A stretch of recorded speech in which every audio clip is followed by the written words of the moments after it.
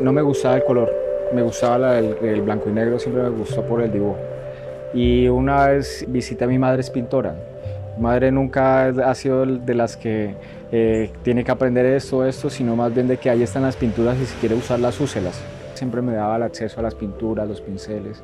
Y empecé a pintar y me engomé haciendo dibujos de animales porque yo vengo del Putumayo. Entonces siempre me ha gustado mucho el verde y de los animales y allá con la cuestión del yagé, toda la cuestión con lo de los colores de las pintas. Me empecé a engomar con la pintura y de ahí fue empezó una construcción ya personal, ya no tanto digamos de qué bonito, qué chévere pintar, sino más bien de que era necesario.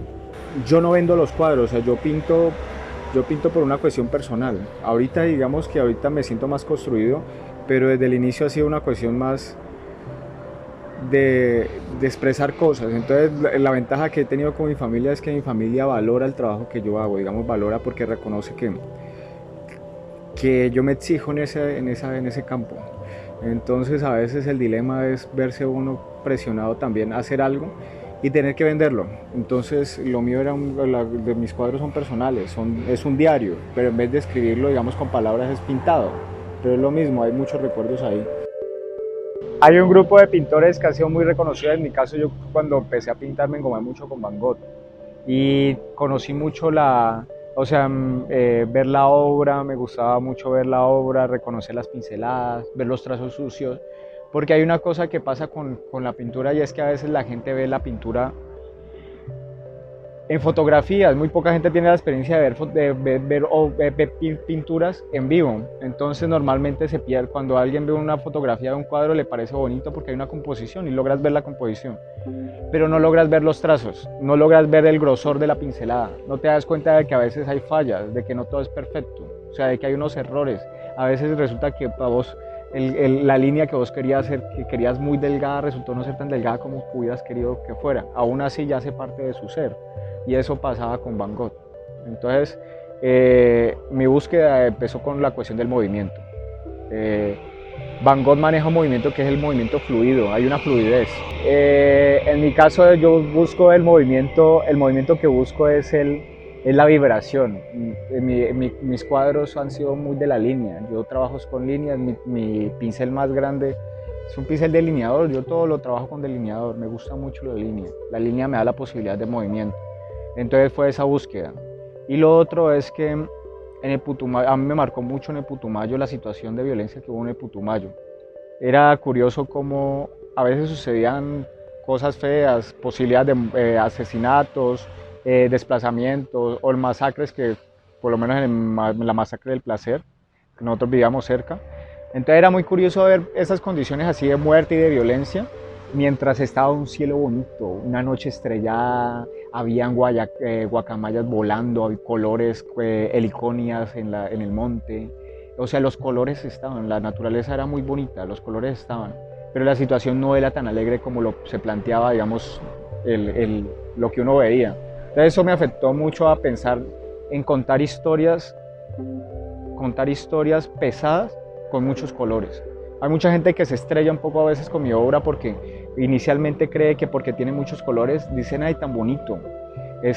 Pero si uno detalla, las historias a veces son muy fuertes, sino que el color baja un poco, así mismo como pasaba en el Putumayo. Entonces, condiciones como lo natural, lo bonito, lo bello, lo cultural que tiene Putumayo, toda la cuestión indígena que tiene el Putumayo, se veía contrastada por esa situación. Pero uno no deja de ser feliz, o sea, uno se entristecía y se alegraba de vivir ahí. Entonces eso es mi obra, o sea, es una cuestión de un contraste entre los colores y las situaciones que no son tan bellas como sugiere el color. La que ahorita estoy planteando se llama La Santa Muerte de la Libertad. La obra que estoy construyendo es como... Son 5 meses en los que uno de una u otra manera se ha pensado sobre la muerte desde que inició esta pandemia, porque primero que todo el mundo se aisló.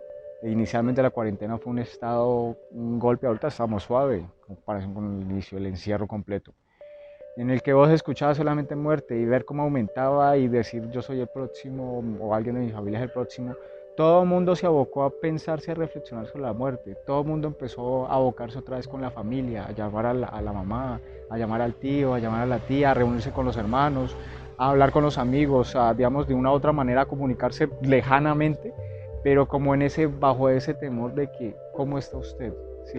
Y que si de pronto le dio una gripa, o sea, se murió.